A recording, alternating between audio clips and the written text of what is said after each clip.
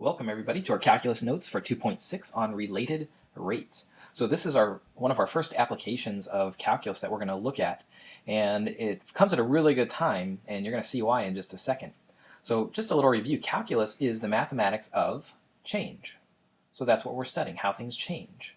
And we have learned that the derivative is a measure of how one quantity changes as another quantity changes.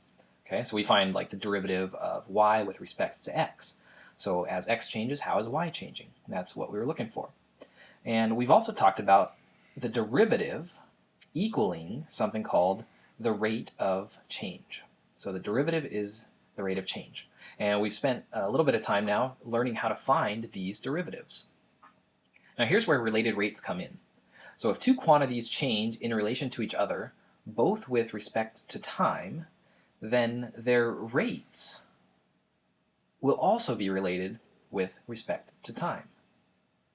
Okay, you got that? So we have two quantities that are related, and they're both related in terms of time. And what that means is their rates are also going to be related in terms of time. So in other words, if we have two functions that vary with time, and these two functions are related to each other, then their derivatives, so the derivatives of the function, are also related to each other. Okay, so if we have two functions that equal each other with some sort of relationship, then their derivatives would also equal each other with some sort of relationship. So why is this a good time to talk about this? Well, we just studied implicit differentiation, and this is what we're going to use it for. So implicit differentiation allows us to find the related rates. Now the reason this is going to work is notice everything here is respect to time. So it's all as it relates to time. Now if we look at these two quantities are not in terms of time. And so the implicit differentiation is going to allow us to find these derivatives even though time is not in our quantity or in our function. Alright, so let's try our first example here. It says, suppose x and y are both differentiable functions of t. So what that means is x is really some function in terms of t. But we're just going to write it as x. And it's going to kind of have this idea, like we were using with the u's, that x is really wrapped up and it's a function of t. Now it says y is also a differentiable function of t. So y is some other function in relation to t. Okay, you got it? Now, it says that they are related by this equation. So this describes the relationship, y equals negative x squared plus 10. So how are they related? Well, it looks like x right here, if you would square it and take the negative and then add 10, that would give you y. Okay, so that's always talking about the relationship. Now, what we want to do is find dy dt when x equals 2, given that dx dt equals 3. So basically what we're doing here is we're giving you a couple parts of the puzzle and we're asking you to solve for this right here. Here's our function. Here's how y and x are related. And it says when x equals 2, and you can see the crosshairs here, right here, how fast is the y value changing with respect to time when we know that the x value is changing at a rate of 3? And that's units per second, it could be feet per minute, however. So that's what we're thinking here. So we know that this is changing at 3 units per some amount of time. We want to know how fast is the y changing, okay, at that specific moment of x equals 2. Okay, so if this were like a projectile and we knew its horizontal velocity was 3, okay, what would its vertical velocity be? And that's what we're trying to find. So what we're trying to say here is if we know the relationship of the equations, then we can find the relationship of the rates by differentiating both sides, but it has to be with respect to time. So that's why we come up with this part right here. So we have to take the derivative of both sides, but it has to be with respect to time. Okay, so in the left-hand side, we get the derivative of y with respect to t is dy over dt.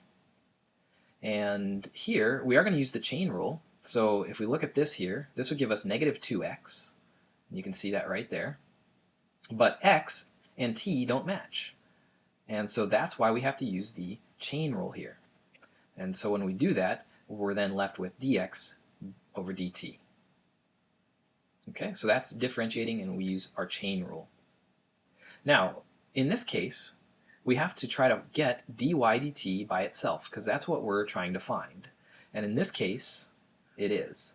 So you might want to add, solve for what you're looking for.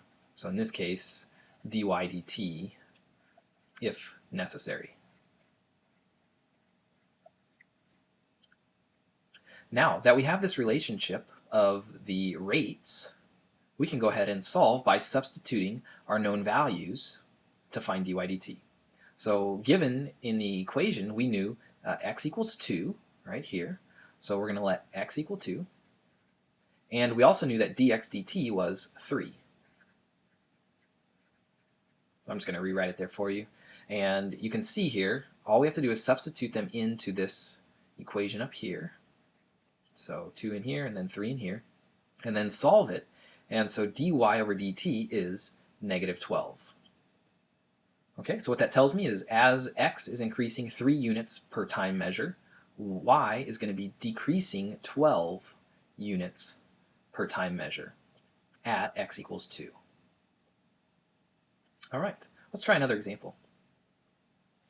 So suppose x and y are both differentiable functions of t, we talked about what that meant, and are related by the equation y equals x squared minus 3x. And we're asked to find dy dt when x equals 3, given that dx dt equals 2. So what we want to do here is rewrite our original equation. We get y equals x squared minus 3x, and leave a little bit of space here, because our next thing that we're going to do is actually take the derivative of both sides. So we want the derivative with respect to time. And that's really the key to these problems.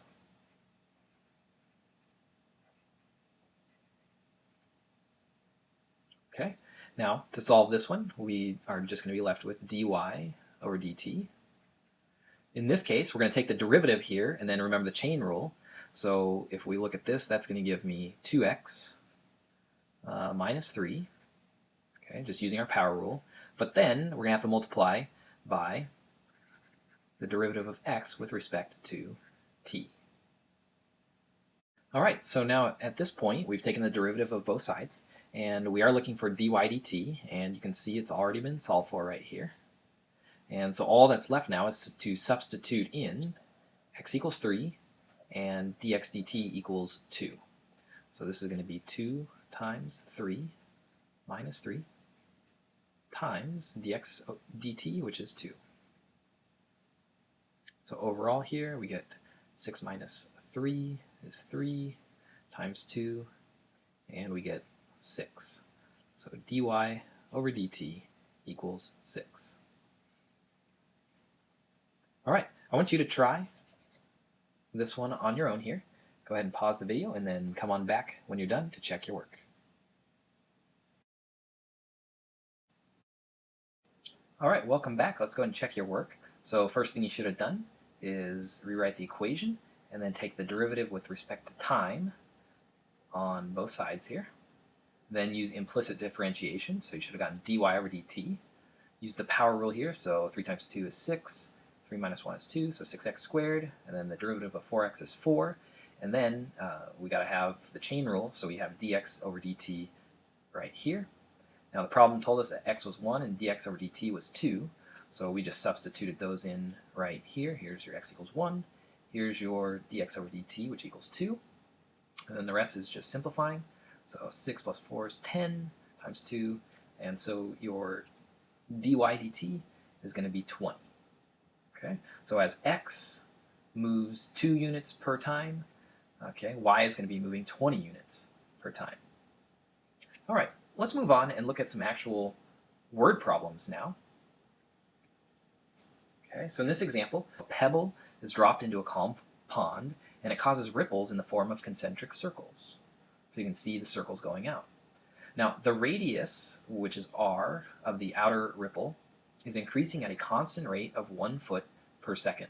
When the radius is 4 feet, at what rate is the total area, okay, A, of the disturbed water changing? So what it's asking us is, let's compare R with A. So we're going to compare the radius to the area. And if we can come up with some sort of relationship there, then we know that our derivatives will also be related. Okay? So the trick here is finding that relationship. Now we have a little thing here that's going to help us remember how to do these problems. So we can see dreads is what we're looking at here. So D-R-E-D-S.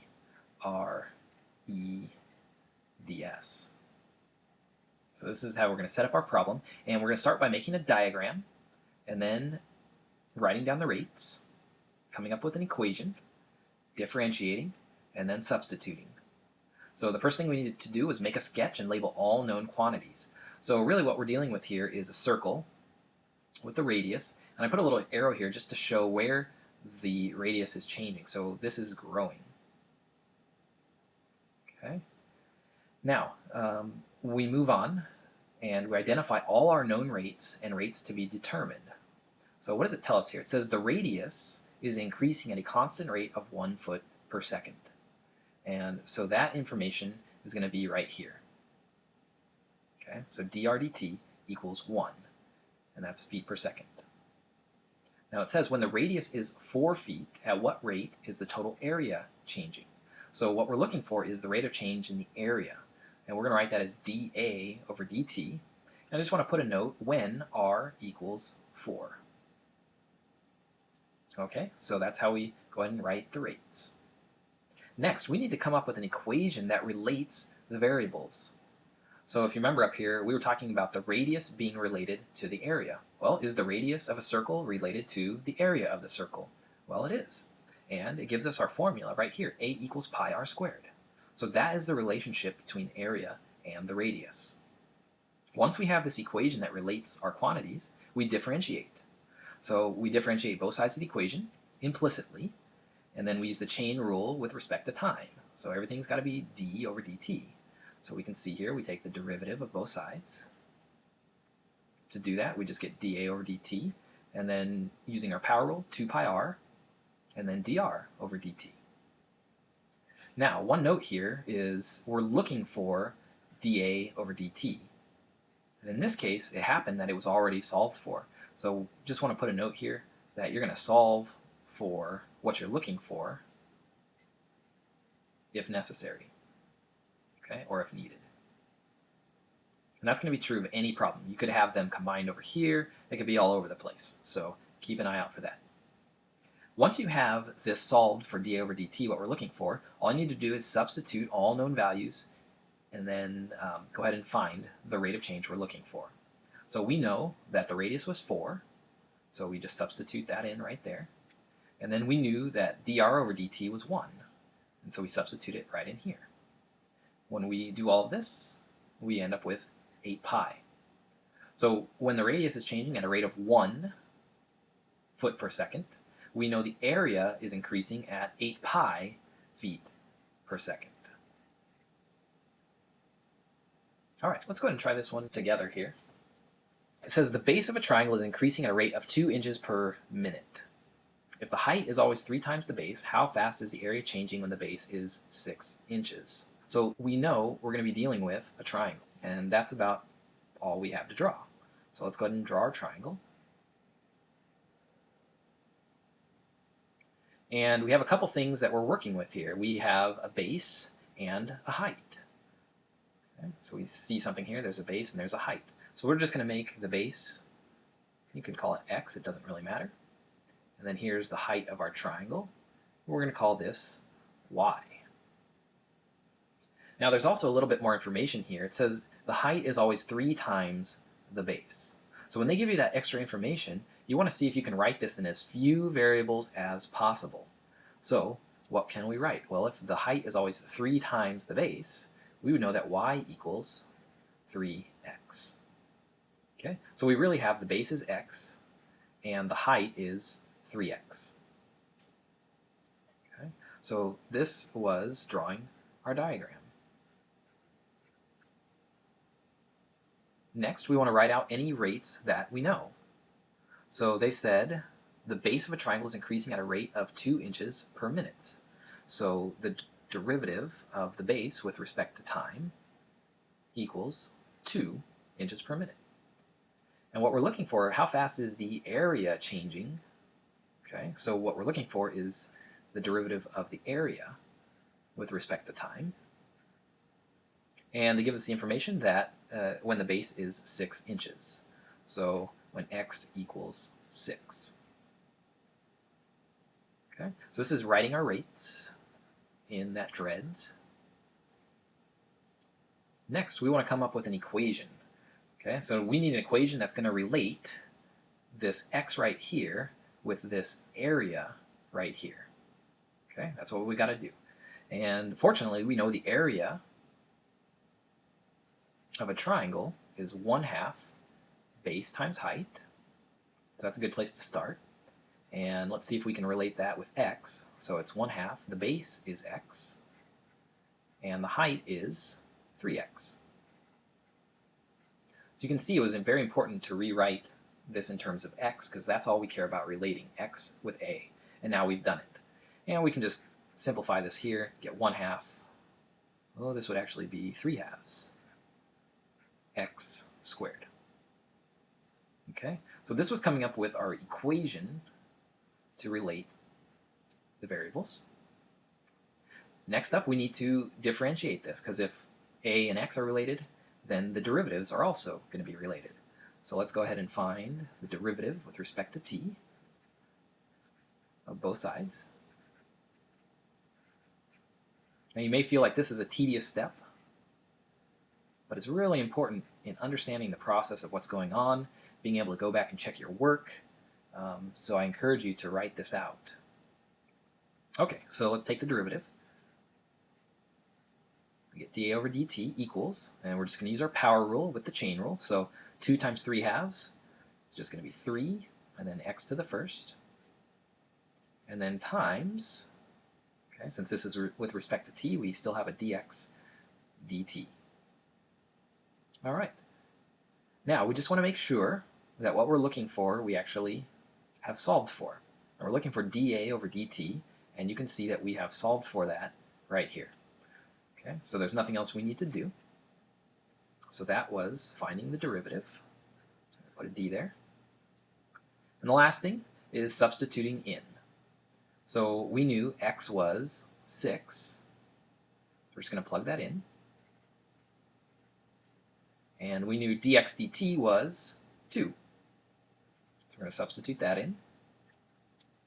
And so our final answer, the derivative of the area with respect to t, so this is how fast the area is changing, is going to be 36 inches per minute, and since it's an area, squared. Okay, so we know the base is increasing at 2 inches per minute, making the area increase at 36 square inches per minute. Okay, and so the last thing we had done here was substitute in our variables. All right, now I want you to try this next one on your own. See if you can follow the whole dreads pattern: diagram, rates, equation, differentiate, and substitute. Okay, go ahead and give this a try on your own. You can pause the video and come on back when you're done.